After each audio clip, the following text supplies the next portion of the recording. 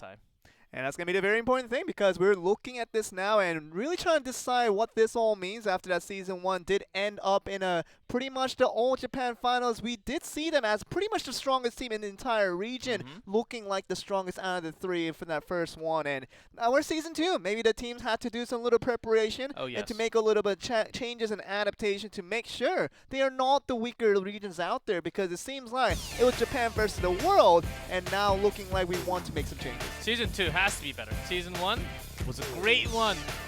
But look at that, we have the overview. It's going to be longer, 2 weeks more of all the Clash action. We do have the same 12 teams, 4 from Korea, 4 from Southeast Asia, 4 from Japan. This is a different region compared to NA and EU and everything else, because we actually have 12 teams competing against each other. It is going to be a great season, Joel. And it's going to be a long one as well. We're starting off with the regional qualifiers, obviously looking through the individual regions as they kind of face off against each other. So the Korean teams facing off against each other, Southeast Asia having their own bouts, and also Japan gonna see the All-Star premiere from that as well. But that will last on for 2 weeks, as we always kind of used to having it from Season 1. The thing that will change is we're gonna have a second one of that near the end of the season before we get to the playoffs. Yeah, exactly what you see on the screen. Week 9 to 10, regional division. We go back to the original, go back to the Korean teams, going against Korean team, Japanese teams. Same for Southeast Asia. So we do have that longer of a break, but we have some changes in Season 2. And the biggest thing that come about was the set changes that happened from 2v2, starting off in the first set, 1v1 the second set, and the third set. It will be that King of the Hill format that you guys are probably used to from the playoffs of Season 1 of CRL Asia, but now we're looking at this now and really should be looking to a lot of changes, and the bands coming a little bit before the broadcast even begins. It's going to be a lot of time efficiency as we can get to the action much quicker than last time around. Yeah, exactly. Both teams will turn in their band cards an hour before the broadcast, which means they will have more time to actually prepare the decks. They don't have to be on stage for that, so we'll only get a minute before the actual game. We'll get to build decks, which they should have already, and revise the game each game. For the third set, because they are picking the band cards right after, it will be the normal 3 minutes to make their deck for the third set only. And that's where we're going to look at today's matchup. For Southeast Asia, we'll be covered on Fridays for these next 2 weeks. And with Saturday, going to be covering a little bit of Korea while we get to the best of the best, as we're kind of used to with Japan on Sundays. But today's matchup will include a lot of Brand Esports and AHQ, as we're going to have Kicks as the second and third matchup. But you can see there, from the hour span of time of each time around, we're going to have Brand, AHQ, and Kicks to see which is the best out of today's matchups. Our team from South Asia is Chaos Theory, but they're not going to be in play today. This time they will be next Friday, but we do have the round robin with 4 weeks of regional division. That's why they're playing against each other basically twice today here. And that's what it's going to be, because now we're looking at the first 2 weeks, and we're not going to get the same number of matchups between the different teams out there. We will have that for the second rendition of the 2 weeks that will happen in the end of the season from weeks 9 and 10. Of course, we're going to have that 6 weeks of conference division where we have the clash of the different regions out there from weeks 3 all the way down to week 8. But all the way that will go through, we're kind of trying to just build up the excitement as to which teams does a little bit better in terms of their own respective region. We're going to get a look of Southeast Asia, and it should be very exciting. Yeah, we talked a lot about the overview and format and how it's going to be, but it's basically very similar to Season 1. 2 more weeks of action.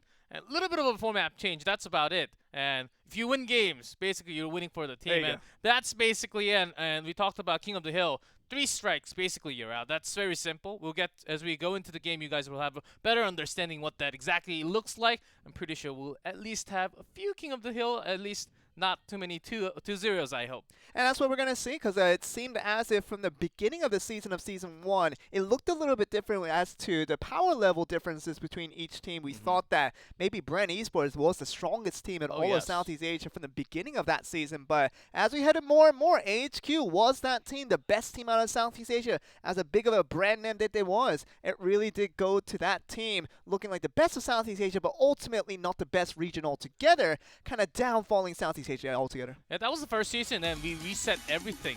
All numbers set to 0, and basically we're on to a new season.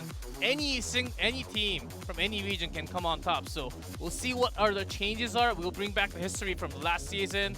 We see Brand Esports, they were really good at 2v2s, especially they were talking that they have the synergy. They have been having 2v2 since years ago. They were having some local tournaments on 2v2, and no other region was actually having that every month. And that was something they were boasting about, wasn't it, coming from the beginning of Season 1. But this is a team that got better and better as the weeks went by. AHQ Esports Club, and looking so good coming from Taiwan. This is going to be their home advantage, playing in the Taiwan studio, with obviously Brand Esports coming from Philippines, I believe. As my murmurs can serve pretty well. They will be coming in, and here are the players that will be playing today. Set 1, starting off at 2v2 now, not 1v1. Gonna have Manny Noxo and Chief Glenn go up against Shaka, and also Yao Yao to start us off. We do have the ban cards for set 1 and 2. Tornado, of course, one of the most common ones banned for 2v2. We do see a lot of the other spells like Poison being banned all the time. Even sometimes Golem if they want to go air, but we do have the Infernal Dragon as one. So basically, we're looking for lots of Golems, but we do, compared to the season, we do have new cards. Royal something, maybe the next one's Royal something as well. So many Royal cards joining into Clash Royale, and it's actually pretty effective in 2v2 as well. It really is, and we thought that Royal Ghost is actually looking like a strong proposition in 2v2s now, and see how that works out. The Tornado can do multiple things for you in 2v2, just drag any type of units down to the King's Tower to unlock it for the early game advantage, but all that will occur with a lot of beatdowns still very prevalent in today's meta, and now we're kind of months ahead of where we used to be, with a lot of changes that came in with the balance patches that was for a couple of months now. The Infernal Dragon is a little bit different in the way that it can be knocked back by a fireball now, so just that in itself, I believe it's a huge nerf, because not only does it pull it right back, it does cancel the charge that it has on the laser. So if we do talk about the Infernal Dragon being banned out, it is not going to be available for the 2v2 and the 1v1 because it has been banned out by AHQ. It is also a really good buff onto the Giant Snowball, which actually knocks back pretty far. I think that's one of the buffs that they intended to do, which was not really getting used too much, but we do see a lot of Giant Snowballs because it has pretty large radius. So you can actually affect a lot of units at the same time. Expecting to see that a little bit more this season. And now we do have the Tornado and the Inferno Dragon being banned out for this first 2v2. What do you expect? And maybe the cards will come in terms of the play. Do you expect there's still a lot of beatdowns as we've always been used to? Or maybe a little bit different as we already see a Miner to start us off. With no Tornado, definitely not going to be dragging back to the King's Tower. But with that Lumberjack, I'm smelling a Golem, and it's already behind the King Tower. And because of the Miner, of course, Lumberjack is not onto the same left side, but still, we do kind of see that. And the big change is the Cannon card. That's the big one right now. Cannon card looking like one of the strongest cards in the game right now. And just looking at how that works about just hiding behind the Golem, taking the freest of hits ever. And that's really just a standing cannon just moving around in wheels, and it's still looking so strong with the HP buff that it got. Ooh, is that? No, Just it's not not in range yet. Just not in range. It was super close, but that poison doing some amount of damage. And Baby Dragon also got a couple of hits, so that's not too bad. And the moment you kind of know when the cannon card is in range is when it takes the shot, then it loses the shield. That's when you kind of already know that it's going to be in range. But once again, a second cannon card coming through on defense. This is going to be very reliable with the Dark Prince not even getting a single charge onto the cannon. And also, Royal Hogs actually being in the meta. Because Cannon card turns into a building later on second phase, and all the Hogs will just attack into the building. So it's actually a one of a counter that you can actually have, which is banned for 1v1 later on, but let's continue on this one. And we'll definitely see more Royal Hogs in 1v1s compared to 2v2s. We know that something like the Fireball, anything of the spell so available, readily available for both teams means that things like the, we talk about charges coming up, but the Cannon card finally does connect. That's going to be a lot of damage until it's taken down. Finally does the peck out for the emergency charge. Yeah, even with the nerfed Tesla now, still doing a lot of great work to defend, but still, Cannon card did a lot of damage, down to 1,000 now only for Brand Esports. And we were actually talking about the Cannon card just a little bit, but with the recent changes that came to the Royal Hogs, make it more useful for that 1v1, for that 2v2 though. The balloon is going straight, knocks it back with the Fireball. Oh, and the Giant Snowball finally coming in, as you do say. Exactly, but the Golem is slowly already approaching. It's a little bit way too late. Super dangerous now. Walking onto the left side. The Mega Minion, even the Cannon card's going to connect fully onto the tower while Golem does a full defensive forces. And here we are, Cannon card once again locks into the King's Tower. No problem with that. They're just trying to lock onto the right side, hoping something comes through. But it seems like AHK has a defensive forces completely intact. They're still attacking. And the Cannon card on the left. Still dealing damage. 1,000 down. This may actually be a King Tower. Few more That's damage. it? That's down. Fireball, and that's going to be able to finish off. 74 HP was not needed for that Fireball. The Cannon card would have finished it off, and that is going to be the first really nice 3-crown win for the season opener for AHQ. 3 crown, the very first one. The Golem was not really dealt with as they were trying to defend their own. Cannon card was definitely one of the biggest problems for Brand Esports. They were trying to stop that from happening, but it just got in range. And Tesla did not really help right after. Once the first Golem was down, their push was gigantic coming right after. And we kind of saw that the Inferno Dragon was banned out from the side of AHK, and for the right reasons, coming with the Golem push that was not going to be stopped with anything else. And even the Cannon card supporting it from back. And that is so good in terms of saying if you cannot stop the Cannon card, it's not about the Golem anymore, it's about the Cannon card finishing off the tower. Yes, maybe they need to change the strategy. We saw a lot of Golem counters.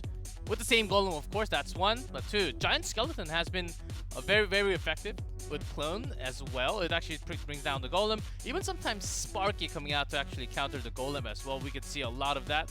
Without the Inferno Dragon, they have to come up with a strategy like this to actually have at least one way to defend against Golem. Because basically, you will be looking for...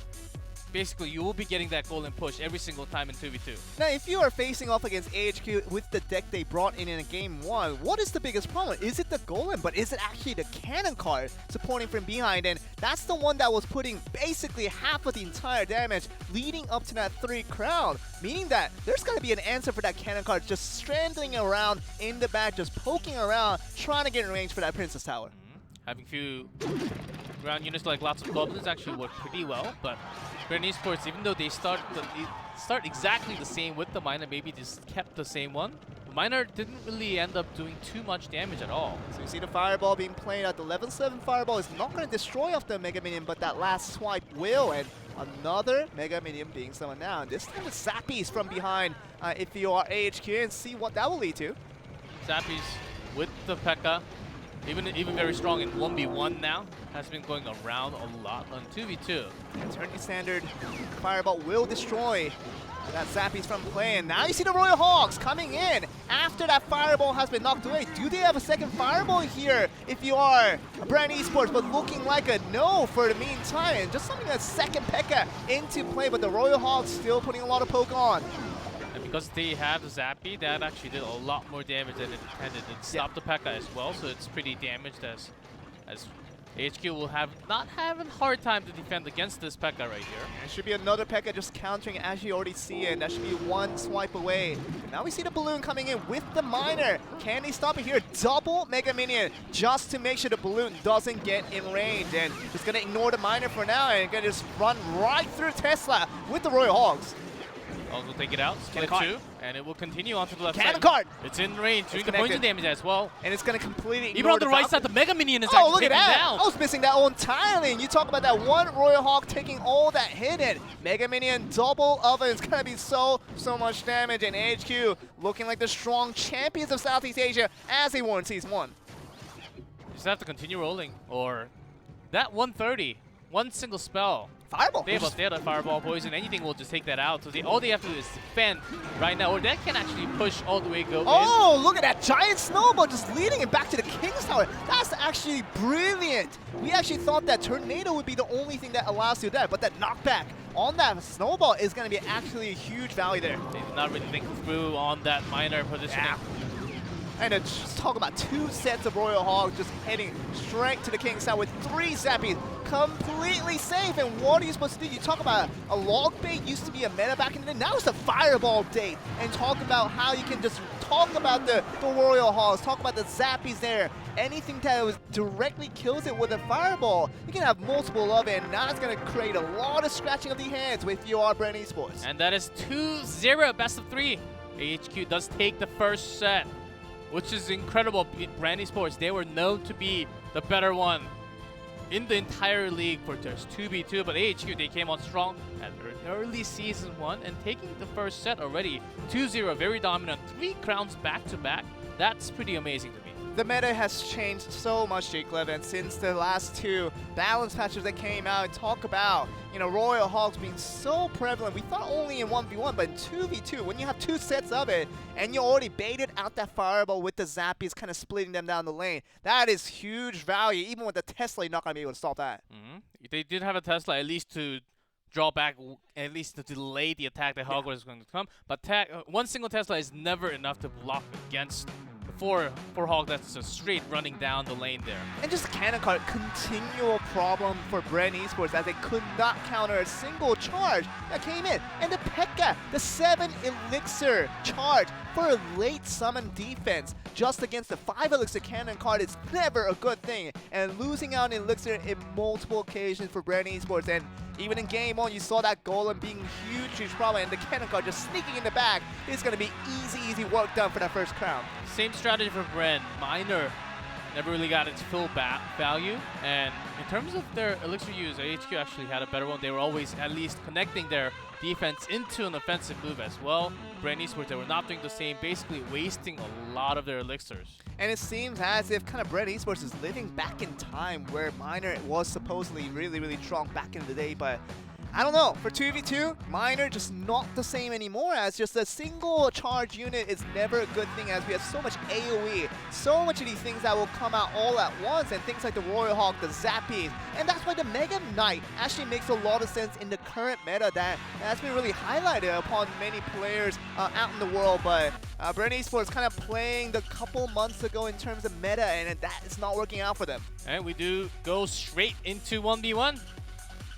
We're going to have Jai from Brand Esports and Master Hong, a new player in the roster for AHQ. And we're going to see the ban cards having already preemptively come through the Royal Hogs. Definitely for Jai, at least he's aware that the Royal Hogs are absolutely so strong in the 1v1. But Master Hong going with that Infernal Dragon ban once again. Is he going to go for a beatdown? Is he going to go for something heavy here? P.E.K.K.A, definitely a possibility there with such a popularity rise in the recent meta as well. Compared to Season 1, I think they're going to use less of a beatdown deck. The cycle right now is a slow cycle with lots of barrels, even mirror use sometimes. But look at this, going back to the old, even the Golem from HQ this time. Master Hong bringing out the Golem. So it seems like with the Infernal Dragon ban, you can just go for it, and you can go straight heavy for that left side for Jai, but just a simple log will take care of that 5 elixir investment into absolutely nothing on the left side. I was going to stop this though. He does have the elixir advantage technically, but now the 3 Musketeer fully invested all on the right side. That poison is going to get massive value as it's just going to destroy the 3 Musketeers in time. It does defend the Golem, but it's already down. And 133 with the Night Witch in the back. How are you going to defend this? Baby Dragon perfectly prepared if you are HQ. Minion Horde with the Baby Dragon. Of course, it goes down pretty quickly. Miner not really getting the full value. Once you take the hit from the Miner, and if the Minion Horde goes straight to the tower, it will do about the same damage, even more, bring the tower down. But that was totally not the same case. His Baby Dragon will just get the Minion Horde. It was an easy defense for Master Hong. And really just saving that poison to the end was brilliant play coming from Master Hong. Literally, Jai's win condition are those 3 Musketeers, but when you summon it on the same side and you get that perfect poison value, knowing they're going to go away, this is huge defense, but this is going to be a really all-in charge coming in from Jai. Master Hong should have great tornado. I was waiting for the next spell to come. This was actually do some amount of damage, but the problem is the Golem. Jai actually used a lot of elixirs already. And that is actually huge defense in terms of trade that came through. Once again, 3 Musketeers on one side. Poison, maximum value again. And this is where you talk about that 4 elixir spell being used to defend an entire 9 elixir troop going down. 9 elixir plus thousands of damage onto the left Princess Tower as well. So even though you can't really do the damage to the elixir collector, which you would like to do, as long as you're always getting value, I think Master Hong is pretty happy about that. And talk about, once again, a great defense. Does get the charge in with the Battle Ram, but otherwise should be no problem defending this one. The Lumberjack staying alive to the end just to defend everything from the left side. What are we going to see here? Oh, the Tornado just to bring back that last Musketeer into the right side. It's going to be huge. Once again, a maximum poison value right there. And it's going to leave the 3 Musketeers stranded as 9 elixir goes to waste. Master Hong is using his spells perfectly in this game. Just really with the flow. Even the Battle Ram not really connecting all the time. Lumberjack does a lot of damage to a single target. And Baby Dragon actually takes out most of the Minion Horde. Not this time. This time they will get close about the Tornado just in time. And look at that, even that Night Witch at the end, no problem there, and that log will finish him off. 2 seconds will not be enough for that Battle Ram to charge in, and that will be another win picked up by AHQ, this time by Master Hong on that 1v1. That was a pretty quick one. The moment we saw the Golem, we knew that the push was going to be really slow from Master Hong, and I think that's what Jai was kind of underestimating, that the fact that Golem would be really slow. I have a lot of time to work on, but once he threw down the Ice Golem and the Goblins, which was not the ideal case to have as an initial hand for himself on the left, got dealt with just a single log. Golem was already making the push. Of course, all the spells perfectly to counter that 3 Musketeer. I think that's what point I want to make. It's not really about the Golems and how he used that was Master Hong's highlighted. It was about the defense. I mean, every time the 3 Muskies came out from the one side, the poison was there every single time. He didn't even waste it on the Elixir Collector one bit, as normal beginner players would definitely like to use whenever they see an Elixir Collector, automatic poison to make sure, but Master Hong was thinking about what that could be, and the 3 Muskies countered very well every single time. Yeah, it was a big counter deck that you just had to use 3 Musketeer to get the Golem, which you need all 3 of them. If you only have 2, you kind of lack the firepower. And Master Hong knew that. He just took the advantage and used that really well to bring that game 1. But looks like he's going to start the same. It seems like a Valkyrie with the bat this time, not the Goblin Gang supporting from behind. And a Hog Rider to start us off, and it's going to be a Tornado onto the middle here, and that one little bat getting a lot of advantage here with that Valkyrie still tanking it for days, and that will be the first tower already down for Master Hong. He's trying to trade with the right tower, but has a graveyard to delay. That's going to be some damage to the King Tower on top as well. Jai has a pretty good game for himself for now, having the graveyard to delay the Golem. Let's see how much damage it actually takes on the right side. Yeah, really not going to be much. That has little skeletons that water summon from the Tombstone doing much work there. And see the Rascals there, it's going to be hovered down by the log, but otherwise, how far can this Lumberjack get? It's going to get a few hits now with the bats still trying to annoy just a little bit. 386 on the right with the Baby Dragon. Get one more charge. That actually did not connect. That was a little bit of a visual bug right there. But just a little bit, just a little more damage. 2 logs will just take the tower down, so that's not a big problem. But what do you do right after? You started with the golem last time. You really hurt yourself because you were doing it last time. A little bit You really unfortunate. stop that Hog Rider. He does have a better use of Tornado because it activates the King Tower. Already activated King Tower this time. But it's a little bit unfortunate that Night Witch, if he summoned on the right side with the Hog Rider, that would have been really good defense, but had to use another Nado. 3 elixirs kind of wasted there. And he really didn't but need to. because he used the Tornado, he did not get a chance to put the golem before, in front of that Night Witch. So that's actually a attack cancelled by Jai by using that Hog Rider. I'll go for a little bit of a late push here with the golem from the back, and now the bats are coming in. The Hog Rider is in cycle with the Tombstone summoning those little skeletons each and every time. Lumberjack is going to be good for now, and these bats, how long can they work here? Because they're going to just a little bit down to 1939 as the push from the left is still ongoing. Not as much, and Rascal not as strong as well. Even the Mega Minion trying to do the damage graveyard, and the Valkyrie helping out a little bit, but the Poison takes a lot of them out. They're doing close to no damage. The problem is that it's going to be that Hog Rider now. And the Hog Rider on the right side is going to be countered by the Night Witch, but we'll get a couple of swings on it. And you see the Baby Dragon is going to be targeted by the Princess Tower each and every time, and that's going to be the one to really put up a desperation effort for Master Hong this time, because it seems like he is on the backside when it comes to these trades.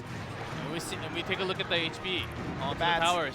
To the left. Master Hong does have a lot less, so he has to use the golem as a defensive move, and it turns it around. When he has the advantage, then he will get sub. But Hog Rider goes straight to the tower now. Once again, 2 shots. And 11:47 with that second swing that came through. The Rascals is going to go down with the golem still charging up now onto the Tombstone. Does he have a log for these Rascals here? Because these Rascal girls in the back are going to be so good defensively as the Night Witch is already down. And now the Fireball will be trying to head forward to that Mega Minion and that Baby Dragon a little bit late. To the left side, that's going to be a big problem. The second one is so strong, and even with the poison, I think that's just enough damage with the explosion. Are you serious? The Golem with the explosion damage will be enough, but doesn't even need it as we see the Golem, Father Golem still alive as we see Master Hong coming from behind to win that one. It seems like Jai had it in the bag after such an early game advantage, but did not fail to just complete that damage that he did. That is a 4-0 from HQ. They got the clean sweep first set, 2-0, second that 2-0. That closed out the entire match for them. What a surprising result what we had. We were expecting some great matches on 2v2 at least, and Rennie Sport, they were actually hiding their star player.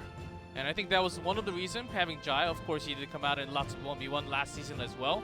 But they were just, it seemed like they were not up to the latest meta. I think that was a big mistake they were having in the first game here. And really, the second game of that 1v1 was a little bit interesting in the fact that we thought that Jai would have came back.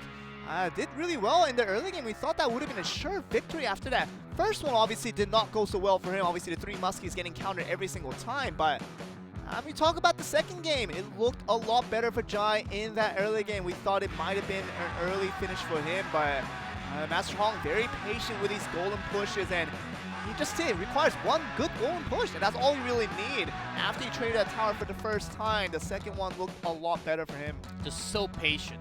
Just knowing what he has in his hand, knowing the cards, understanding that he could actually make his defense into an offense right after, just collectively having his time together to defend it, because he was losing overall with the tower HP so far. And so go with the defensive golem first and then turn that into your own push. What a great strategy. Jai, although he had a great lead on the second one, it was just not enough with all the cards that just went straight to the towers instead. Yeah, the Hog Rider was giving him a lot of trouble there. You can see Master Hong, as he was trying to just counter that Hog Rider, it just never really worked out. And it ended up losing basically most of his tower damage in that first push, with that one little bat kind of stranded on the left and doing all the damage while the Valkyrie was kind of just tanking it out for the other 2 to attack. And, you know, despite that, Master Hong kept it cool, kept it composed, and kept it collected, as you say. And now does come out as a winner of that 2-0 victory. And it's going to a really good start for HQ. Yeah, this was all possible because he had the golem onto his right side. Master Hong did, and it came all the way down to the left side together with a bit of a help from Jai as well. That was kind of lucky, or else it was going to go straight to the King Tower. But that's an amazing game. A new player we have from AHQ takes a 2-0 win. And let's hear from the interview, and let's get a translator online just to make sure we know what HQ has to say after a really convincing victory. So we not hearing the sound from the interview. Is Of what course, we're if getting. you can't listen, you can't translate. There's Amen. no way. We can look at the players all we want, but if we don't see what they're Mhm. saying, that's a different story altogether. So maybe further time for us to kind of talk about things. I know we used to translate a lot, and we still We did. do. And if you don't have sound, what can you do? You can't make up stuff. I mean, that's what we're on right now. That was a great match, though, to start off. AHQ looking really, really strong. I'm pretty impressed with Master Hong. It seems like we have a master in the league. We do. And by the end of Season 1, we have to kind of agree to the fact that Brand Esports were not the strongest team in that region. It was all about AHQ, and they were clearly the best, really just rivaling out a lot of the stronger teams, even in other regions. So it seems like even though Southeast Asia looked like a weaker region altogether, AHQ, a team in itself, looked really strong by the end of Season 1. Oh, yes, but you have to take into account that No Aim Side did not 자, play, 매치 정리해 and he was in 주세요. the roster. He was just sitting at the roster, maybe looking forward to go into the third set, which never happened. So sad for them, but we do have the second series coming up too. We're going to go to a short break, guys, and once we're back, second series will be underway, so don't go anywhere.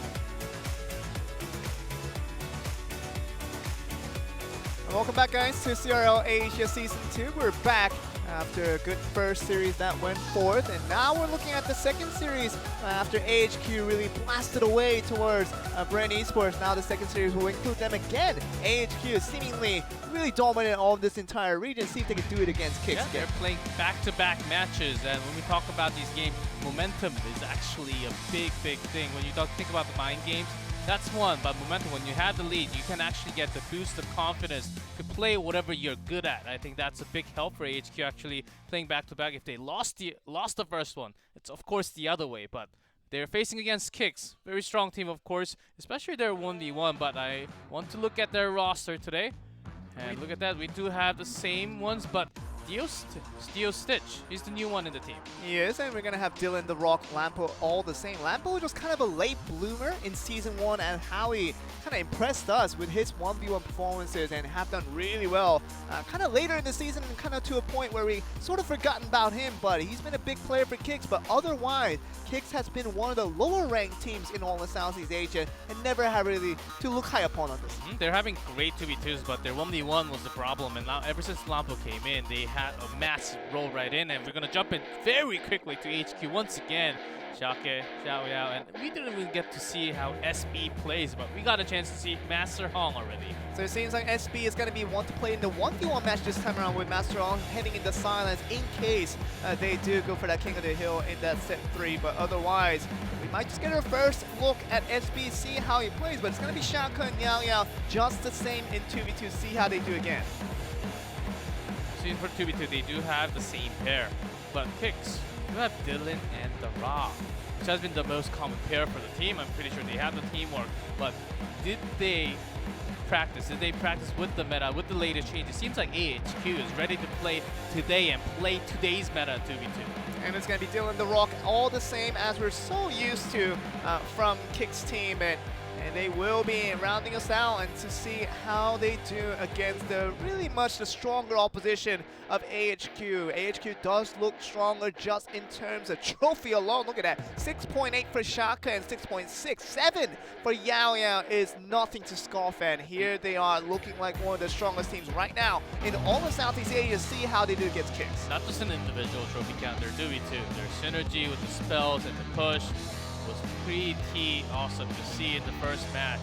We can do similar things, and we do have double tornado ban. This is the most common one in 2v2, right, Joel? And it is, and we still have the beatdown deck still very prevalent as we saw in the set 1 of last game, where AHQ did win their own little golden push with the cannon cart in the back, unstoppable there. And Tornado does so well against any type of golden push. You just gotta put everything in that one radius and pretty just blasting it down with the AoE units out there. So we're gonna see that once again, probably a beatdown deck for both teams, maybe. We're going to see how that will affect the game, as no Inferno Dragon ban has been applied here, so we might just see some quick getaways in terms of the laser popping out the golem. The cannon cards are very strong in the meta, but they're not perfect. They have a lot of counter cards as well, like Knight, or even the Flying Machine actually does a very good job in this kind of case in 2v2. Just put it somewhere in the middle near the center, it will do the damage to the golem anywhere around because it's got those gigantic, pretty long range. Even the Dark Goblin, sometimes very effective, which was not seen in the first match. I think those kind of range cards, I think we should see a lot more to counter that cannon card. And literally the only condition to countering cannon card is really just having it stop before it gets in range to get the Princess Tower. And things like the Knight you said, the Valkyrie's there as well, anything a little bit of tanky unit that can stop the cannon card in range and destroy its shield, then you have no further trouble after that. So that's why I've been mentioning this over and over again, but the Mega Knight is looking good, G-Clef. We've seen it in meta in the recent few days, and with the kind of the meta shifting away, we'll see how that works into our first game here. See Dylan, The Rock. The love you from Kicks. Okay, starting off strong with the Miner and the Royal Hawk split onto the left and right side. The Zappies will slow it down for a bit, but will still take a lot of damage with the Mega Minion now just coming in, trying to just injure the flow. Now we're going to see the Magic Archer trying to be worked here, but once again the Royal Hawk's on the other direction. The Fireball's going to destroy the Magic Archer. Tesla's just going to pull it in, but otherwise still a pretty heavy push now with a lot of defense being infested by Dylan and The Rock. But better one, they got less damage onto the towers overall. Seems like we are off to a pretty similar decks for both teams, Royal Hogs, and lots of Zappies to counter as a defensive tool. And now we do see this deck being so good, even in 2v2s. The Zappy just slowing down the strats here, and once again a splitting of the Royal Hogs, and we're going to see Fireball on one end, Valkyrie on the other. We know those two cards are very direct counters to the Royal Hogs, but otherwise still gets a lot of damage on, especially on the right side. You can't really connect it directly to all four, and if you can drag it like that, yes, you get the value with the Graveyard. Nicely done by Shake and Yao Yao. And we see the Miner just getting complete chip damage. It's completely ignored on the left side even. The Zappies now coming in. The Miner once again just going to be the Fireball to wipe out the two little Zappies on the right side. That's also a reason why we see a lot of those Teslas. The big minion. How many swipes is going to get? 1, 2. Okay, so it's going to get 1, so it's going to limit it down to 838. This drops down for now, but we're having... Okay, now we see the Dylan and the Rock raising their hands. I think we may have a be a tech problem, issue, but yeah? let's see. We have the referee right next to them, but we're still ongoing with the game. We have the Hogs still going on, but Graveyard. It seems like Kicks does not have their Graveyard though. They have a Tesla, but it does not do the same job. Tombstone does a very good job of pulling things in. Now the poison will be applied on the right side with the log just to slow down the Royal Hogs. The Valkyrie's there, but otherwise still a pretty heavy push. Now gonna be countered. The same thing for Dylan and the Rock. The Royal Hogs split here, and on the right side is looking pretty good as the Royal Hogs are still putting in the damage. Oh, the Miner actually activates the King Tower instead. That was wrong placement up there. Mistake by Kicks that was supposed to hit and do a lot of damage to Princess Towers. It was going to be very close. Oh, now we see the Royal Hog on the left side this time. This is a little bit interesting as we see this Fireball being planted here, and Royal Hogs, how are they going to stop this one? Tombstone there to just make sure they stop the Hogs, and they do stop it on the right side, which is important, but this Miner here with the bats coming through is going to be stopping the Royal Hogs. It's not going to get it in time, and the right tower will go down. Can they stop the right one? In time, they will get the Fireball on, which is going to pull it back to even, but 423 still going down with that Miner on the left side for HQ. And the Hogs are taken down. A few more spells, that's about it. Fireball plus a few more damage, and they do have Hogs that will go straight to the buildings, and that's basically going to be it with the poison. They just have to buy time and defend it perfectly. It should be more than enough to finish it off, but the Royal Hogs not going to have enough as we're going to see Kicks actually pick up the first game. We were talking about the Rock kind of... Oh, actually, Dylan was raising his hand a little bit earlier, so maybe what the problem was, we'll get a fair clarification on that later. But they still managed to come up on top. Yeah, it seems like what a team. They had a problem. He was one-handing the entire game. Of course, some players actually like to play one hand. It's one of their thing. You don't really lose too much game, but we do have the second one in hand here. Seems like a problem no more, as we see Kicks just pulling off that game 1 win. And now we're gonna see the cannon card this time on the right side for HQ, and still the Royal Hogs invading so much and putting so much damage on. The Magic Archer, the range is so super long. It's going to get lots of values with the Hog all the time. He's doing some damage as well. Now we see the guard just stopping the cannon before it gets in range, but now the Magic Archer is going on with these Royal Hogs split once again. Now we see a heavy investment on the left side for defense, but you see the Magic Archer connecting just a little bit through the Valkyrie, but it's going to be stopped in the tracks here. This golden push, how far can this get? That's the important question here, G-Clef. They just have to stop it, of course. Tesla already placed. They can actually manage to have a little bit more time. Does have Inferno Dragon themselves golden will be melted down before it gets to the tower. You can see the poison just stopping out the Tesla just for a little bit, and the cannon card is going to be stopped by the Valkyrie. So very good defense for Kicks team once again. And they already did about half HP damage to both of the towers on top for HQ, so they just have to continue. Miner with the Hawk has been a very good combo to do damage on both sides at the same time. Yeah, this is a real problem. They don't have a true counter to those Royal Hogs every time they come in, and with the Miner in the back, no way for them to just maybe just snowball away, but otherwise it's going to be a pretty weak defense all the way through, as 497 is the count. HQ did have a Graveyard last time. It seems like because they're not putting it down all the way. Look at that, even the Magic Archer. If you have the perfect angle. Perfect! That's one more shot. That will do it, and that's going to be the first tower already knocked away. And Dylan the Rock Really finding their clicks now as the cannon card's there for defense, but still very underwhelming altogether. They can still get the left one as well. The Golem is pushing, but Zappy's slowing it down. They have so much elixir already to work on. That Inferno Dragon is landing on, but Kix also has their own Inferno Dragon. So HQ trying to maximize this push right here. Now we see the Royal Hawks split on the side of HQ, and this Golem just trying to get past, and is going to destroy the Tesla. How far can it get though? We see the cannon card not quite making it all the way through, but the Golem is the one now pushing it now.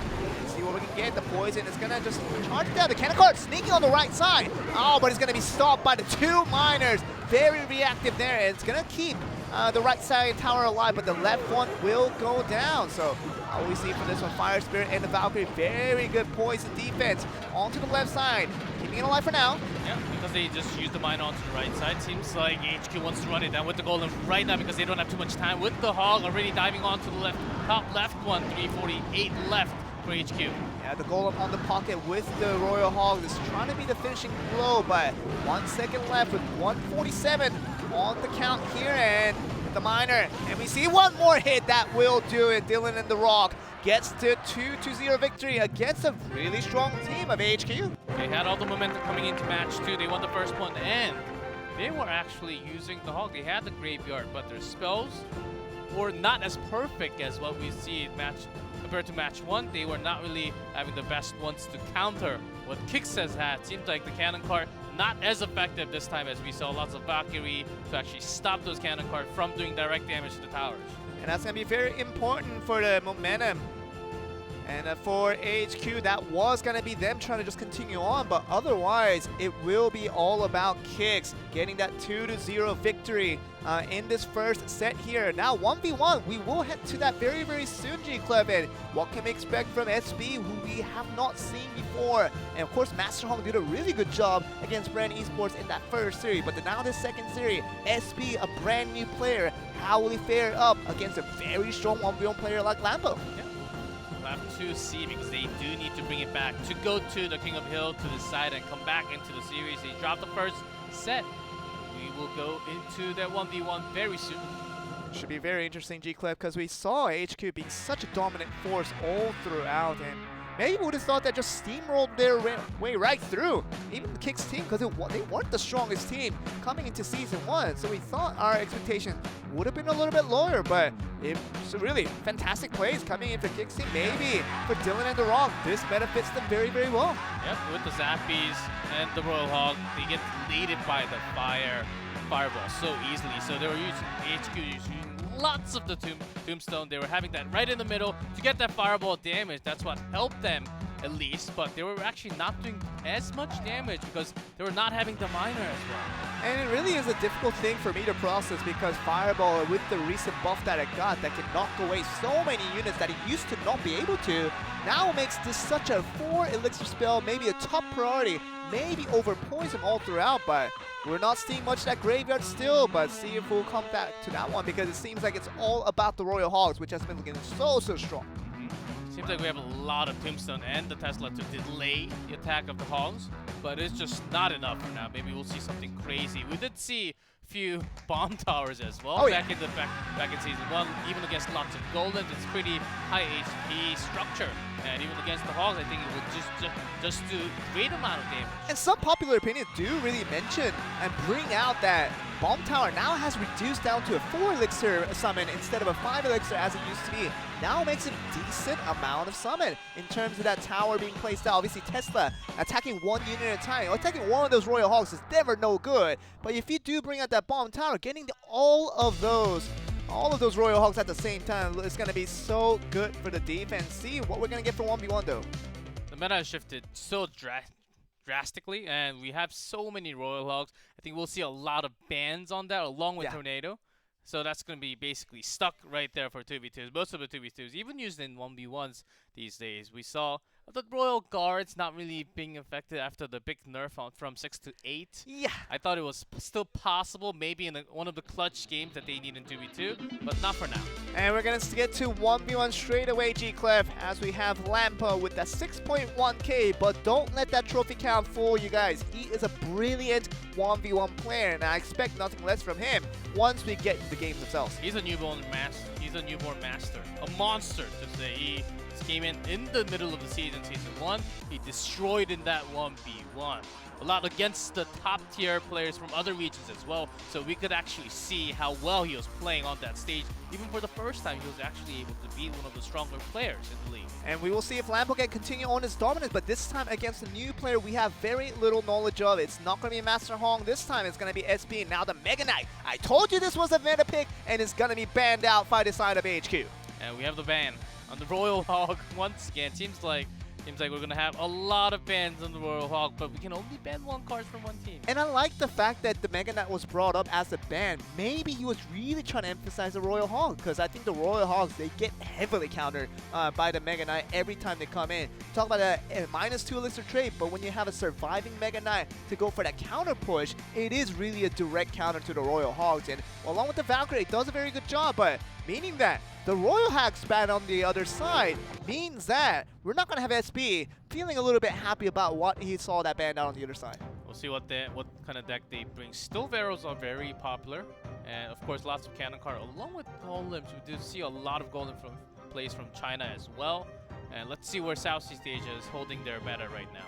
Yeah, we're going to see either very quick cycle deck from either of these players, but otherwise should be very patient and composed in terms of building up their momentum into these plays. You have to see the Tombstone being the first card being played by HQ. Seems like we may just have the golden ones. We do have a lot of meta with the Valkyrie Hog Rider that has been one of the strongest one in the ladder right now. And even in Grand Challenge, lots of pro playing that to grind as well.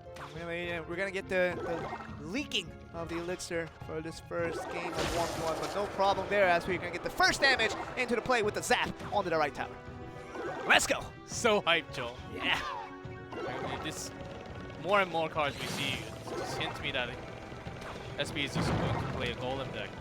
It seems like a very standard one with Fireball to give Zappies. Just gonna make sure that Mega Minion does put a little bit of threat. Now the Flying Machine will be there. It's gonna be the Battle Ram to start us off on the left side for Lampo. It's gonna be just blocked down by the Tombstone. It's gonna be zapped away. The Skeletons no more, and now we're gonna have to summon another Valkyrie. So really good elixir trades coming in from Lampo, as you can see, very on top of things.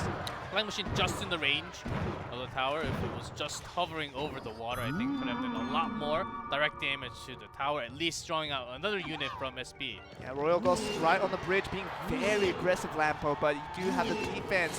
Just limiting it to 3 swipes as we have the Mega Minion on the left side just to defend the defense. Off to another one. Lampo, he knew that Fireball was coming in the cycle, so had the 2 going to the left, so it doesn't take as much damage onto the right side this time. Battle Ram on the right side once again is getting mitigated by the Tombstone, but still gets that zap on to get rid of all those skeletons that would cause a lot of trouble for those barbarians coming from that ram. But you see just the cycling of the Inferno Dragon is not going to come to any use, as we see once again a pretty straight summon. But SB is holding onto something. Oh, he missed! Wait, he missed that Fireball? He missed that Fireball onto the Flying Machine. Actually, that's a crucial mistake coming in from SB, and now he has no defense for that Fireball coming in. And it was not even used on the Zappies on the right side. He missed that big time. He wanted it just on the Flying Machine. That 4-for-4 trade sometimes does work, and this is what you're getting. When you miss the Flying Machine, has to go for another trade with that. That P.E.K.K.A. is going to be such a huge problem here. Let's see if this Inferno Dragon can take it down. 1 swipe, 2nd swipe does come in. Down to 4-8, but it all doesn't matter. That 1 missed Fireball from SB towards that Flying Machine was the end of his dude. We'll never know what kind of cards he was holding, but because we can only assume and guess that because it was going to be countered, or he never had the timing to actually make his own push, he never got the chance to put that down. That's the kind of speed and the cycle that Lampo actually had with the sudden Battle Ram SB. He was quite flustered, and he just had to go with the flow. He was trying to defend this entire time, never really did any damage of his own. And looking like a much weaker proposition altogether. We thought that Master Hong did a brilliant job in his 1v1 effort, but Lampo showing the school there as we see the bridge spam deck working so well. Even with the bandit, it goes to show that Lampo, with his strict defense that he had, and just zaps every single time. You have to mention, every time the Battle Ram went through and was mitigated by that Tombstone, he had the zap ready every single time to get those skeletons away, forcing another defense, most likely a 4 elixir Valkyrie coming in from SB again. Yes, SB was using lots of fireballs to take the zappies and do damage to the towers a little bit as well, but that was basically it for game 1. He didn't really have his own big push. And he was hiding 2 cards. Let's see if he brought the same deck again. He was waiting for that mini bug. I'm guessing he had to brought something big. Okay, we have archers in play, G-Clef. Does this mean an X-Bug deck in this current meta? Expos are seemingly very, very weak right now in the current meta, but Hog Rider instead is going to be our answer. It's still possible with an Expo with the Valkyrie. It is still a deck that's pretty popular in Grand Challenge as well. Okay. And Archer can still help a lot, and we do have the Lumberjack. Seems like this time he has the golem for sure. Very aggressive plays there, and the Lumberjack is not going to destroy the Valkyrie for now, but these bats are slowly starting to make some plays here. The Night Witch getting a couple of swipes, and that little poke gets it down to 18-13. Ooh, instead of Giant this time, but has Immortal. Lampo knows exactly. Even the cannon card coming in right before. Perfect against the Mortar. We thought it was an Expo, but it is going to be just another Mortar deck, and has a cannon card to counter, so it's a really good start from SB on this defense counter. With the Archer. Golem is very, very slow. He will barely get to the tower. To the Goblin Gang here, just going to be locked away. These Archers are still alive, so can support a supporting push, and that's a counter push will come with the Lightning. And it's going to be the Zap, just stopping away. See the Lumberjack finishing the job off. Every single time, Lampo will have the Hog Rider trying to get close to the tower, but if he has a pretty good counter, even Lumberjack or the Night Witch will probably limit Hog Rider doing more than 2 straight hits to the tower, so that's the biggest problem for him now. And we got to see basically the win priorities from both teams now, with SB kind of counting on his Giant to cannon cart push to finish off the game, but it's going to be the Mortar and the Hog Rider for Lampo, hopefully to get that out, but this time it's going to be mitigated once again by the Giant, just tanking it all up. It's going to be a little tough to do that straight damage from the Mortar, basically taking out great value onto that poison, as well as the fireball. Great stuff there, and just stopping the damage now, and it's pretty even in the elixir, maybe just about a 1 to 2 elixir advantage for SB. Gonna summon that cannon cart in the back with the Hog Rider coming in. Pretty good defense for now, as the Lumberjack and the cannon cart will work towards just the 1 swing for the Hog Rider. As long as he gets 1 or even better every single time, Lampo would be okay, pretty happy about the attack he's doing, but the Rage Giant is walking slowly, a little faster this time, of course. And now we see the Mini Horde doing such a good job of canceling all this damage, especially from the cannon cart in the back, but Giant gets 1 swing, but otherwise it's now the Hog Rider time. See how many swings it can get. Okay. Still the minions. Got zapped, so they will be taken down very easily by the tower. Not really doing too much chip damage, but down to 3 digits. Lampo does have a Hog Rider, so a few more shots from Hog Rider will actually bring the tower down with a few of the spells as well. And really smart plays coming in from Lampo to shift that Mortar on defense this time, and now he's going to use the Mega, just the Minion Horde, just to get rid of everything. And now the cannon card coming in with the lock just to push it back, but otherwise gets 1 swing. And that fireball damage will add on to that. He does have enough for a Valkyrie that will stop the cannon card coming in. But can he actually do more, because the Mega Minion will take down the Valkyrie as well. Giant is still pretty strong. Big damage to Mortal, and the poison will actually go for that just a little bit, but obviously the Goblin Gang perfectly timed just to avoid all that poison damage. It's going to stop the Lumberjack in time, and this might be a counter push that might win the game for Lampo. Yeah, that Lumberjack was basically wasted. Stomp pushes a further right. 1 more. Going right in. And that's it. And the second swing will be there, and so easy for Lampo as he stops that Giant push, which had troubled him in the early game. You gotta remember, when he was starting to put that Mortar in the front, you talk about the cannon card just right there for counter. Talk about that Giant mitigating the damage every time that bridge Mortar was summoned. But this time he shifts it back to defense on that middle of the field there, and that was the key play. Just a intuitive adjustment play by Lampa that won him that game. Yeah, compared to SB, Lampa certainly had a better elixir read. He knew exactly which timing to actually go in for the offensive move, because when SB made a move, like just wasting that Lumberjack, he pushed right after with the Hog Rider, with all the units that was going to be coming down, because he knew he had the lead at that moment. Just having a great read, it just shows what a great player we have in this team. And just Lampo shifting that balance between the Minion Horde and the Goblin Gang, which were both countered by that poison spell, but every time you saw the poison was put out to kill off the mini-horde, then he used the Goblin Gang very aggressively, and 2 is such an advantage on that defense, and killing off the Giant in much a short fashion is such a good thing for Lampo. Yeah, still with the Giant, it seems like with the Giant it just has to be a slow push, but because of all the others, like including all the cannon cards, it's actually faster paced game for every single games now, so I like it even more. And really, it's gonna be about the Giants, so popular in this current meta. We actually saw maybe a Giant Graveyard deck that has been really popping off recently, and just got a lot of interesting plays that will come through with different compositions now. It's not about the same cards every time now, and as we saw in Season 1, Season 2 will be all about variety, about these Royal Hogs that come in, but whenever it's banned, we still get very exciting matches like these. Just pair it with everything. Giant Witch, Giant Wizard. Everything pairs up pretty well as long as something stays behind that Giant there. That was really good. Second game, Lampo taking game 1 and game 2 to take it solidly.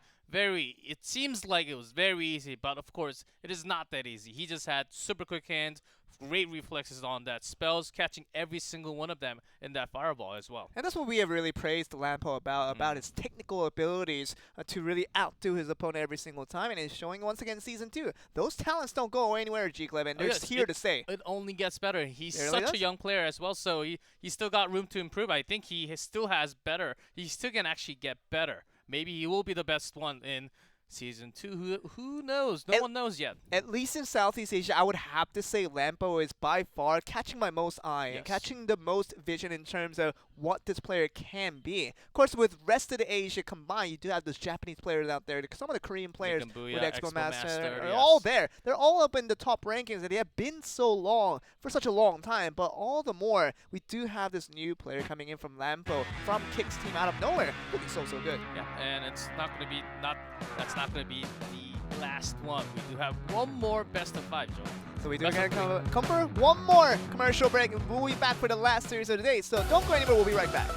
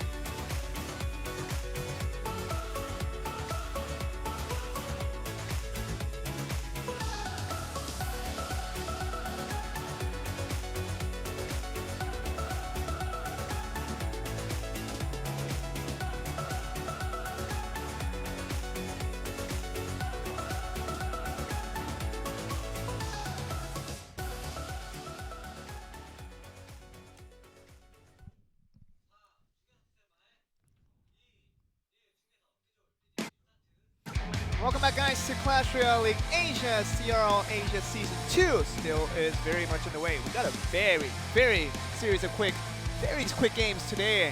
D-Cliff, we had to kind of slow us down just a little bit, but the pace is so fast with really quick finishes. Just slow things down a little bit. Broadcast is not slowing down. I mean, we're having 2-0, 2-0, 2-0, 2-0. What else can happen? We need some 1-3s and some more clash action. It is just so fast, ending with 2-0, 2-0 set score. That was basically first two matches, but we have one more. You know what's worse though? That's what I was just trying to get at, because Brent Esports lost to HQ, so we thought maybe HQ is the best team in Southeast Asia, and they would easily beat out Kicks, but Kicks beat HQ. Now we have Kicks versus Brent Esports.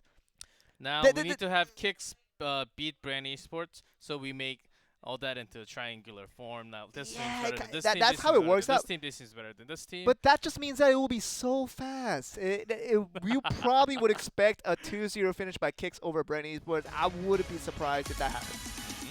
And we don't know, but Noimsai did not play in the second one. I'm pretty sure he may or may not. We'll have to see on that, as he had some trouble in the first game for sure. It seemed like they were 2v2. It's very off. They were going for a slower push, and the opponent just made fun of what they were trying to do. Well, the pattern that I'm reading is that if you are the fourth player listed on that graphic there, then it means you are the substitute. And Noimsai was listed on that substitute role on that fourth picture, so maybe him and Dio Stitch are the players to kind of just rest up on the edge. If they do go to the King of the Hill, that's the only time we will get to see him. But otherwise, should be once again a no Noimsai. That's if we get there. So, and Lampo was really, I was impressed last season, but even better this time. So, and he's feeling really confident. Look at that, just having his hands in his pockets. I don't even need hands to play the game. Oh, come on. let's get Siri out here. Tell us to left and right, and just to summon the knights when needed. But you do mention SB wasn't a bad player. I think he played pretty well, but Lampo made him look like a fool, because he played so well over his opponent, and just made him look so dominant over this field. But getting back to the 2v2 here, Manny Knoxville, Chief Glenn will be facing up against Dylan and Martin. It seems like that's kind of what we've seen listed here. We do have the members.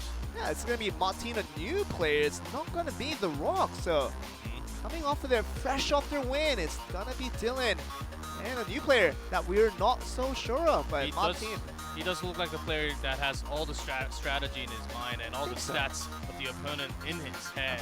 That glasses, I think, he can see it through his smart device and go with the game. I think that's a new pair we did not see before. I'm expecting a lot from them, though. They do need to take the win as well. We do talk about Brent Esports being utterly disappointing in that first series, but coming into this third one, I think they want to make a little bit of redemption to themselves. But now against a very strong team against Kicks, but now we're going to see the Tornado and the Poison being banned out, kind of referring back to our Season 1 strats just a little bit. But still in Season 2, these two spells serve such a big proposition in 2v2s. Yep, most common ban cards for 2v2, Tornado, Poison, were the ones, of course, Poison being far in number one ban, Poison right after that, even sometimes Golem. But in this case, when we don't even have too many Golems for 2v2, when you just have the Hogs jumping over the river, doing straight damage to both sides, I think how they can, finding a strategy to block that from happening near perfectly, I think they will have the game secured if they manage to do it. I mean, the Royal Hogs have absolutely flooded this entire meta so far. You see the path already starting off with the miners and gonna get pretty decent damage in it. 1809 is gonna be the final count as the Mega Minion and the Bats trying to mitigate the damage, but to a little extent. Yeah, 5 elixirs, that's pretty good of a start, I can say. Very early game 2, had a pretty good one. There's the Hog once again jumping on both sides. Have Tombstone, but only getting 3 and not 4. Yeah, it's gonna be the ones just to put the damage in, and even the little bats still doing so much damage on it. You talk about that. Very nice there, and you talk about the cannon card being stopped. That's gonna be a huge push being mitigated away. The Tesla is gonna be coming in to lure away the Golem.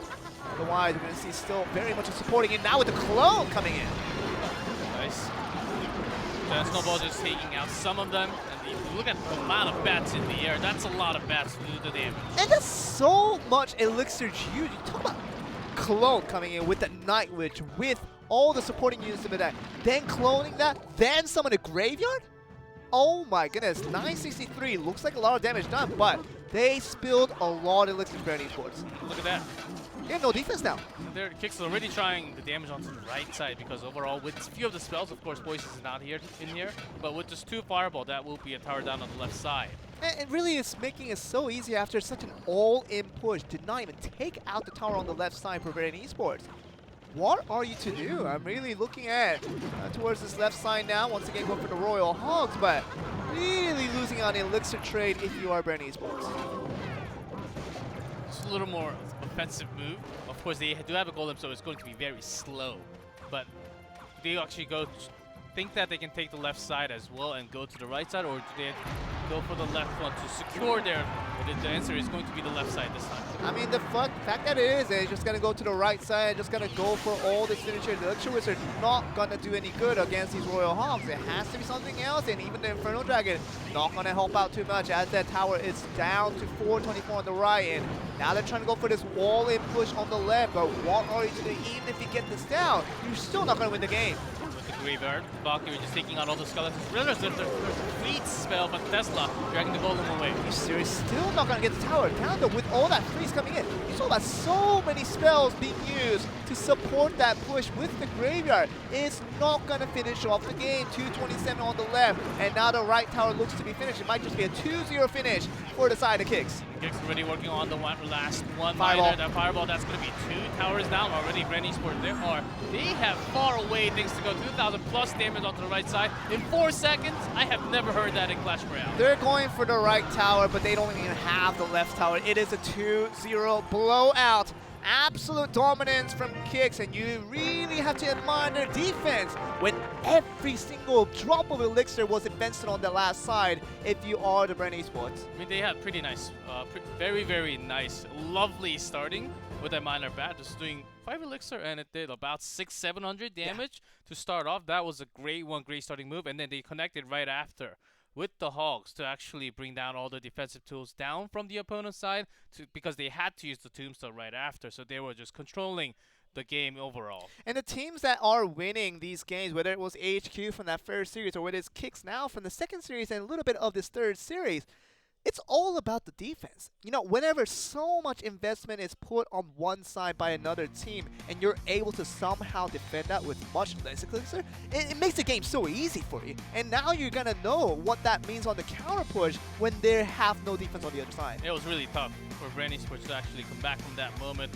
where they were having the golem, but they were getting attacked at the same time, so they couldn't really focus on their own attack. They had to defend as well. And Hogs are just so fast that they dive straight into the tower. Even though they had the Tesla, it wasn't really the biggest tool for themselves to actually drag that down. And if you don't have the Fireball, if you don't have that Valkyrie, if you don't have the Mega Knight to stop those Royal Hogs, they will tickle your tower every time. And that tickling does a lot of damage. And talked about tickles. Seems like Kicks is still having the same one with the miner on again. Maximum value snowball right there, getting the Tombstone skeletons away, getting the backs away, and you're still gonna do so much damage. You imagine the elixir lead is so much already towards Kicks. That miner basically got free damage. Even the Hogs doing so much. Golem, of course, that attack is certainly building up for Mainland Esports with the Baby Dragon as well. Let's see how much damage they can actually pull off this time. It's gonna be a deja vu once again. G-Clef, if we do see a perfect defense coming out of Kicks, if we do see that coming in, the freeze will now be preemptively used. So this is a little bit dangerous in terms of the elixir that has been invested. Now the Valkyrie is doing so well. The Fireball, they're getting rid of all those clones, making this once again to a very good defense for Kicks. Yeah, good defense you think, but it's doing a lot of damage because the freeze actually stopped the Infernal Dragon, let that golem get to the tower pretty early. So that was actually really great push by Mainland Esports. But at the same time, that has a lot of elixir and trade in favor on the side of Kicks. Now they can do this counter push, and looking like there's going to be a very minimal defense coming in from Mainland Esports. The difference, of course, as you mentioned, that it will be Kicks. They're doing damage to both towers. Yeah. They can get the left one, and the right tower will soon fall again. 1,400 left on that one as well, because we have the Hog diving in all the time like this. Now the cannon card is going to be coming to defend the right side, but otherwise the left tower will be gone for sure. And we will see the cannon card just trying to go for the defensive finish here. And now the push on the right side looking dangerous. with the card that Brand Esports has, they can only block one. It's really hard to block two at the same time perfectly.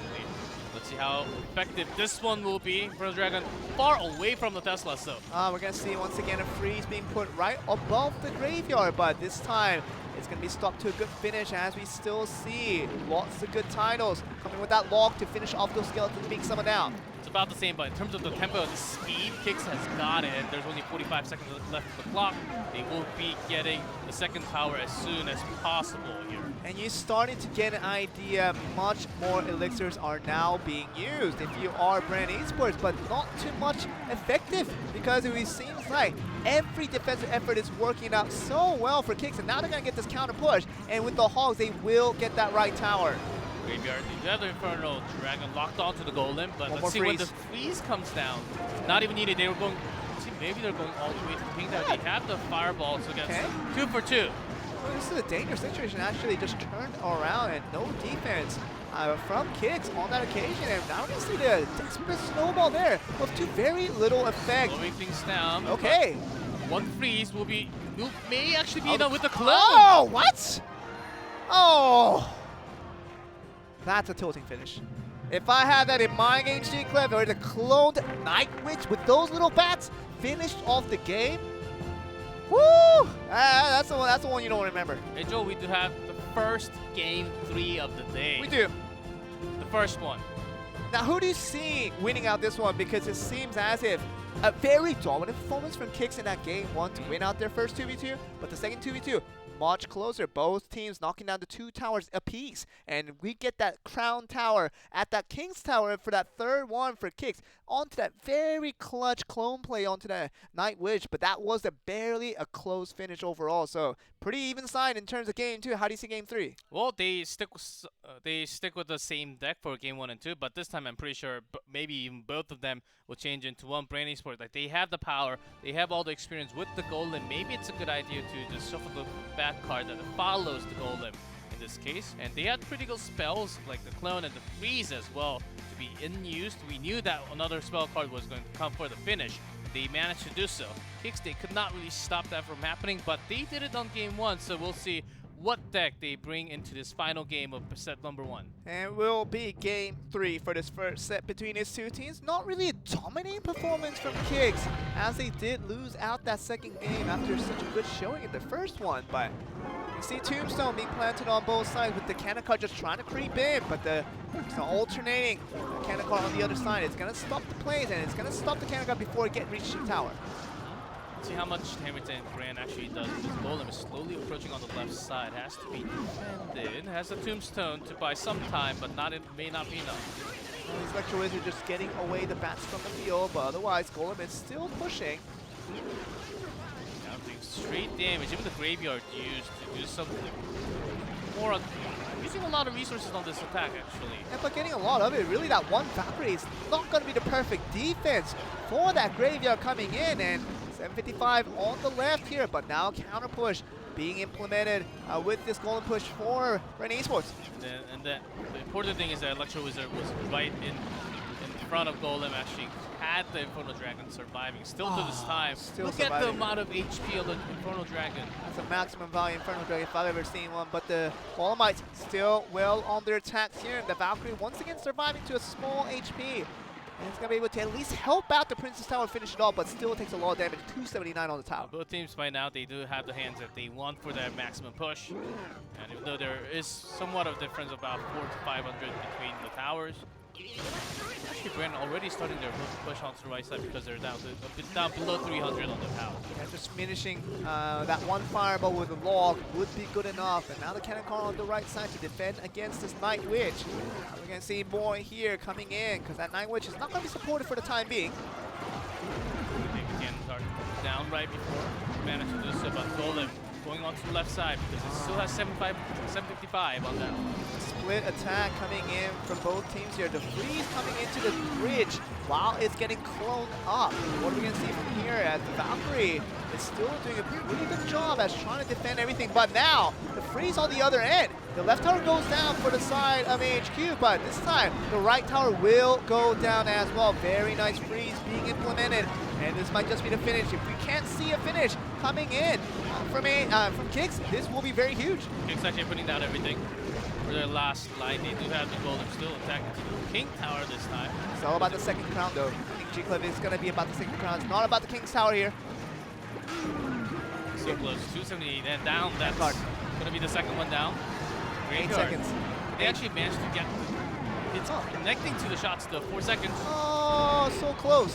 200 down to 1, and that will be the freeze to make sure it stops everything, and that will be Kicks losing out again, and this is going to be Brand Esports surprisingly looking like the weaker team in that first series, comebacks in the third series, and beats out a very strong Kicks team. Yep, Brand, Mini and Chief Clan, when they had the cards that they needed, the perfect spells when they had the push, I think that they actually made a better use of the spells. It wasn't really perfect on the first one for sure, but second game, third game, teamwork overall working really great for them. Yeah, it really was, and great plays coming in from all around, and we thought that it would have been all the way through Kicks, having dominated through AHQ on such a dominating force, and definitely didn't seem like the case. And now we're going to go to that 1v1, kind of wondering if what we saw from Lampa would be replicated once again in the set. He is a really good player, but we do have Jai. He did manage to pull off lots of 1v1s for himself as well. So this one, I think, will be a crazy fiery series for themselves. 1v1, of course, if Brandon wins this one, that's the end of the day. But Kicks, they certainly have Lampa to turn this around. And we've been on a 2-0 stranded this entire day, and maybe we can expect it again, but this is time for Lampa to call off the heroic effort for Kicks, but otherwise should be a very close one once again. This 2v2, lots of golems. Super exciting to see a comeback of lots of baby dragons as well, because we see a lot of minions. The small units, baby dragon does a good job and takes a lot of the shots as well. Really, it's about the AoE units in this current meta, because you know the Royal Hogs will be all over the place, and I'm surprised we haven't seen a single Mega Knight in the deck. I'm still very convinced that it is meta, but we're not seeing G-Cliff, not quite yet. Also the ban, so you're not completely wrong on that, but it's the second game where Brand Esports suddenly had a massive comeback with their slow push. They were having a hard time at the beginning, trying to choose their lane and push all the way. But Kicks, they were the one confused towards the end of the game. I mean, the moment we see that Mega Knight, the moment we see that Bomb Tower is when both of us will be extremely happy about our predictions. But otherwise, Kicks, maybe they were a little bit full of themselves, and maybe not having the Rock, maybe a different proposition altogether, because it is a different roster, as we saw from the success coming from that second series. Maybe that is actually a good point that he was very frustrated after game 2. Game 3, he had a very similar golden push from both sides. Different spells, I think that really determined the winner for game number 3. Lots of threes, lots of ones to actually continue with the graveyard as well. Kicks had a very good understanding of what to do, but they were not up to the speed of Brand Esports. And it really is, and we're going to see the second set pretty soon, guys, hopefully to get the 1v1 in the way and to see if Lampa can continue on its dominance and over the Brand Esports team, because Brand Esports, although they lost out Series 1 in a pretty bad manner, they come back in Series C looking like they want to get the real redemption story back into play, see what they can do. Yeah, it's going to be an awesome one, as we will have the players very, very soon. Excited to see Lampa back in action once again. And we do have lots of cycling decks. I wonder where they went, because we saw a few of the barrels. Not yet today, but it's super meta. And we even saw lots of Hog Riders just diving in. I think that's the reason why we have the Moto ban here. It really is. The most used card is actually the indication, G-Cliff. It's not going to be the ban quite yet. So it's going to be the most used card from Jai. From that mortar. So as long as it's not banned, we might just get to see it in play. Lampo really likes to use that giant. We got to see an implication of that last time around, but look at the band. This is the single most strongest card we have in the Clash Royale in terms of tournament level. I know that the things go back and forth in terms of ladder plays, because many people didn't think of leveling up the Royal Hogs all the way to level 11 when it first came out, but as changes went on and on, now this buff that came into play, people still have it in level 9, but when you play in the grand challenges, this card is lethal. Yeah, tournament level. That's what it is. It's really hard to get all 4 of them. They go straight to the buildings. They can't even see. See, look at that. they have the top on top. They can't even see through super well, so they just dodge units. They go straight to the buildings, do damage, but it's not massively doing damage like the original Hog Rider. But still, if you let the chip damage just go in like the miner, it will bring it down. The initial attack speed of those Hog Riders, that level 7 Royal Hogs, what am I saying, Hog Rider, but yeah, the Royal Hogs that did come in is looking so strong, and still gonna have the miner in play, which adds as a very supportive unit with the Royal Hogs. And just because a lot of the spells are available, Tornado of course the big one, you do not want to put your miner near the position where it will activate the King Tower in this case. See a lot of cycling from Lampo early in this game here with that poison now to just get rid of that tombstone. Do a little bit of damage onto that right tower, but otherwise pretty quiet start as we have for this game. Seems like Jai wants to, a Lava Hound all of a sudden. Are we going to see the balloon as well? We'll have to see. Lava Hound with the miner is a bit of an unconventional kind of combination that I don't like to see most of the time, but now it's an Infernal Dragon trying to support this push, and we're going to see some more units coming from Jai on this Lava Hound. Seems like if you are going to be surprised, this might actually be the game. There's a point to get some great value, but Electro Wizard to stop the attack, and that's already a Lava Hound gone. Okay, it's going to be a Lava Hound gone and the Infernal Dragon gone out as well, so we're going to see the Mega Minion obviously serving to no use. We got to see most of Jai's deck so far, but 2 missing from Lampa as we still have our question marks over what that could be. It's going to take some time. Seems like he wants to just cycle for now because that log will not really get too much value out because most of the aerial units are going to be coming from Jai. Just throwing that out, having the perfect hand, I think is what Lampa is looking for now. You usually like to see something pretty big when you see a lot of log cycling here, and now I see the Musketeer being spelled out, and we're going to see the Ice Golem trying to go for that supporting unit with the Graveyard, but it's going to be countered right away with that poison, leading to no damage at all. So most of the damage from this game will be poison plus some minor damage. That's why Jai is leading just a little bit. So a heavy Pega push on the left side for Lampo, but otherwise Jai is looking towards a finish with this Lava Hound push, and we haven't gotten to see a balloon, so it's going to be strictly a Lava Hound deck here. What we're going to get from this one is going to be interesting. Okay. We do need to get the damage down from the miner. That's what we're looking for. Has the Infernal Dragon locked onto the Pekka, but E-Wizard stopping that as well. E-Wizard is stopping it, but the Valkyrie is really just disrupting the plays from the Pekka, but we're going to see the Mega Minion finish off the E-Wiz, and that will be fine. The Infernal Dragon will survive to finish off the Pekka. Meantime, actually did a lot of damage with the miner. Jai leading massively now to 3 digits, 8-12 onto that right versus tower. See the E-Wiz just trying to stop the miner from getting further damage on it. Now we're going to see the Infernal Dragon on the right side, but now Graveyard push on the left. But tries to connect the damage, but the poison is there. so effective all the time. That's why Jai is just holding on to that, not really using it as well. And you see how Jai always has that poison each time that Graveyard comes into play. And you see that Infernal Dragon just supporting the unit while the Lava Hound is tanking it away. And you can see the miner still going at it here with the Lava Hound, still so good at putting out the damage. It did some chip damage as well, so with a few more minor damage along with the poison will just be game. Seems like Jai has got this game in his hands. Yeah, the Lava Pups did no damage on the right side, but he's now waiting for that one push to finish everything off, and now we see another poison mitigating the damage from the Graveyard, but this Pekka is still well and alive, and how long can it stay alive is going to be another question we'll be asking. This Pekka is still going. Okay. That's a tombstone to stop him from happening. Musketeer actually doing a decent amount of job. And now we see the double Mega Minion and how far it can get. It'll be very interesting. We still see the Mega Minion being distracted by the Valkyrie. Once again, Graveyard being countered by the poison. No use there. Lampo looking for one way to finish it. 248.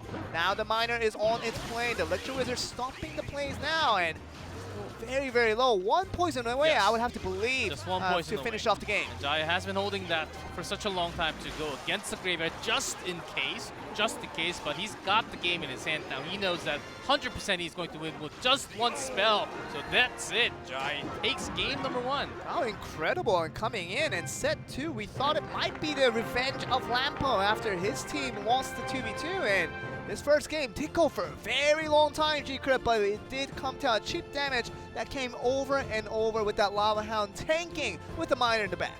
It's kind of funny that without the Royal Hog, it goes back to the old games.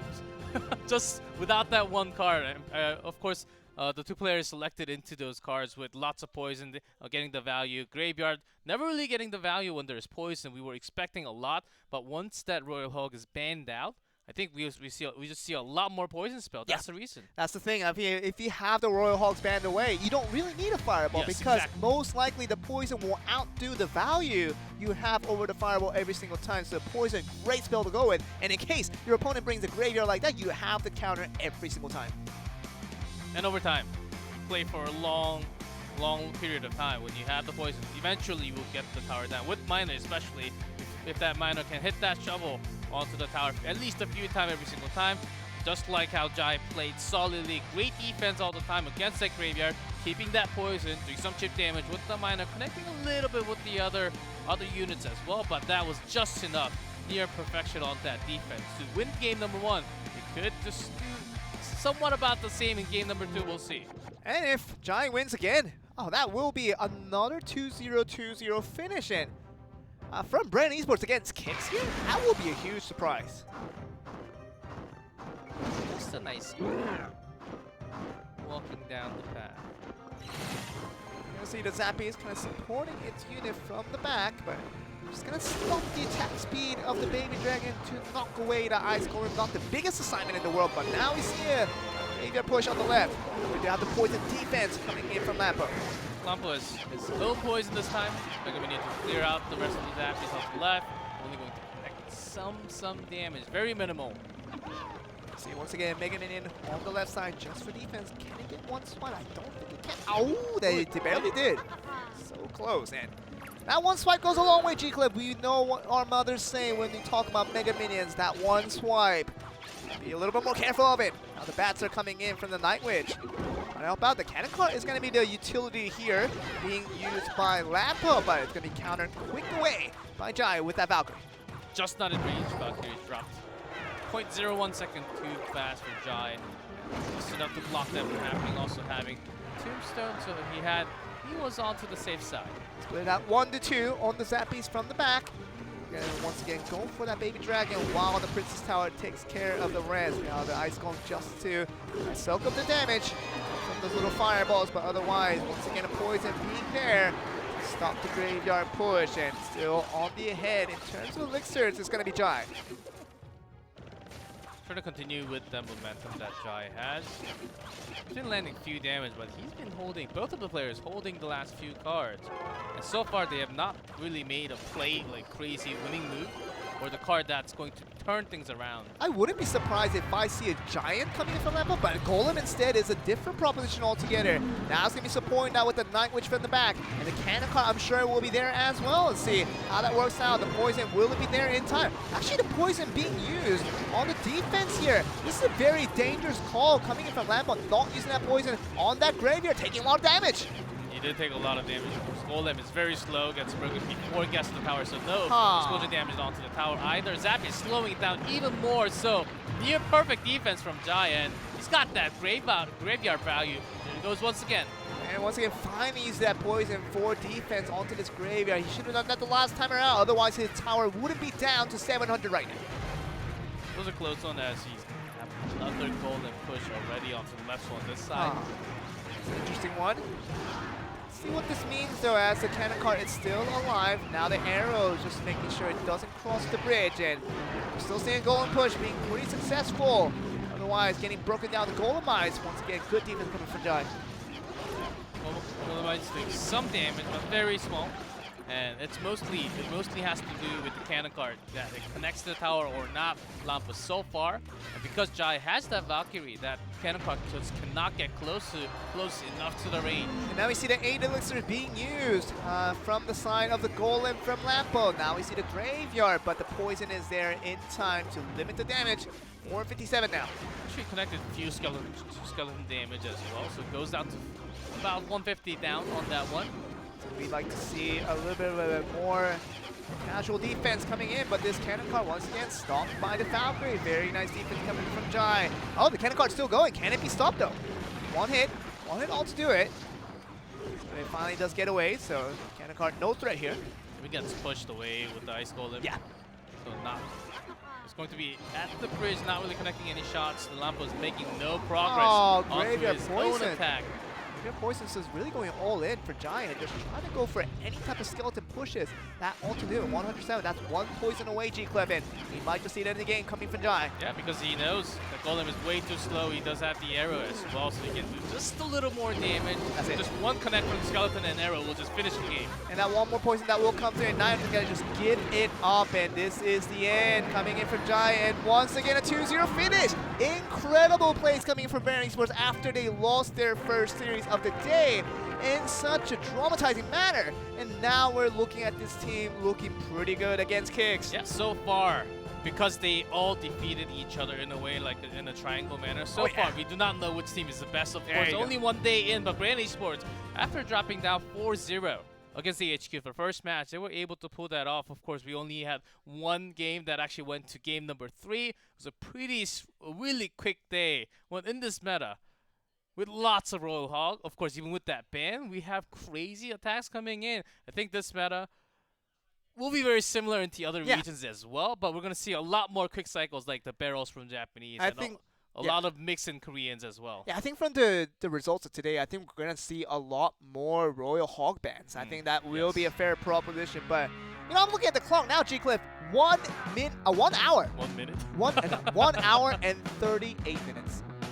And basically we're done with the broadcast. That was a quick day. I mean, quick day. And I like the action, very quick and speedy. In the 2v2, we had 3 crowns as well. Yeah. What a great day to start off the season. It's just starting off with a fire. Really is completely lit in terms of how we started off the CRL Season 2 for Asia. And oh man, if we're in for this one for the rest of the season, unless we get some huge balance changes in terms of the Royal Hogs, it still will be a very, very popular set of animals that we'll be looking at. Which may come very soon, which will come every month. And that may change things a bit, but for now, Royal Hog seems to be the OP card. Using in 1v1 and 2v2, we've been getting banned out so many times. Well, you only have one ban. If you want to ban the spell, go ahead, but those Hogs will be running towards your tower.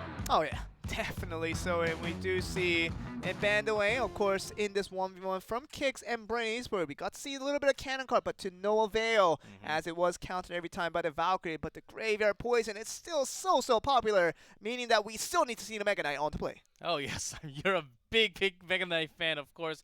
As I would just love to see a lot of Valkyries, because Valkyrie still very strong. There are lots of strong cards in this meta, and it's just due to the cycles of how it works against each other, the counters. That's the beauty of Clash Royale, isn't it? And really, just to talk about a heavier Valkyrie, a lot of people call it that with the Mega Knight. When you talk about that swinging and just the AoE explosion damage, people do say it's a little bit of a substitute. When you talk about, well, if you don't have the, not everyone has the Mega Knight because it is a legendary card, and sometimes it is a little bit hard to access. And so Valkyrie is a good, really equivalent role for that. But you know, we'll see how that goes about as we go on to further days here. As day 1, quick finish across all sides. 5 2-0s, 1-2-1. We never got to see King of the Hill. That's the new format that we have in all the matches. We go to set 3. We do have King of the Hills ready for you guys, but we just never got there. Maybe starting tomorrow with Korea and Sunday with Japan, that can happen. It should be very interesting as the first day comes to a close. We will have Korea tomorrow. We will have brand new set of casters to present the action to you guys, but should be very interesting altogether, regardless of who will be talking behind the mics. But it really should be an interesting one. Once again, we got to see a little bit of Southeast Asia. What can we expect from Korea tomorrow? Compared to Season 1, I think they have a lot better chances. I think they're better right now. It's really on to the date. I think they have some new cool strategies as well, using lots of spells. I think that's going to continue overall. We do have the next matchup. Here we We got the Kingzone Dragonets facing up against OG and Entis for the first match. OP Gaming will be up against Sandbox in the second one. Kingzone back again to face up against OP Gaming to finish off the day. And we're missing a fourth plus of that Piesel there, and we will get a little bit of them soon as OG and Entis Sandbox will be facing one apiece tomorrow, while the other teams, Kingzone and OP Gaming, will be having 2 matches for that tomorrow's match. Oh yeah, that's going to continue. OPGG Skeleton is the old name, and now the new name is OP Gaming Clash Royale. We'll have to get used to that as well, Joe, but it's going to be, we'll have the regionals. First 2 weeks, we'll get to see how the metas are different. It's just like Season 1. We had different metas for each region, and then when we actually got to week 3, the conference division, where they had to clash against each other, we got to see the mix and who actually came on top with the meta. I think it will be very interesting. That's what's special about Asia. We actually have different regions going against each other. And especially for the earlier parts of the season, it's just happened in Season 1 where some teams looked better than the other, but as time went on, those things definitely do change. And we talk about Brent Esports being the best team of week 1 of the Southeast Asia, but now H coming up to a close, and we got to see something different from all regions across there. You know, day 2 will happen with Korea showing us which team is the best, but don't count on the team to be the best team at the end of the season, because it all could change. Yeah, they still have Sandbox, Kingzone Dragonets, very strong teams, and I'm really hyped for Sunday as well. We do have the Japanese team who had the all Japanese final Season 1. That's gotta tell you guys something, right? It really does. I mean, we talk about Ponos Esports. They were there from the very beginning, looking like a dominant team. They had to climb up an extremely skewed ladder, going from all different wildcards to that many rounds of playoffs to get to the finals, while GameWith just stood right there in that throne, waiting for Ponos to make that step-by-step move. But in the end, were defeated by the hard workers. And that's the best thing. It was only the first day of this entire season. We've got weeks and weeks to come with more action, different meta, all the other regions. This was only the first day, and it's already it's exciting, Joe. And really, the regional division will continue on tomorrow with Korea for day 2. So stay tuned for that, guys. We'll join you tomorrow, and we'll be back for more Clash Royale.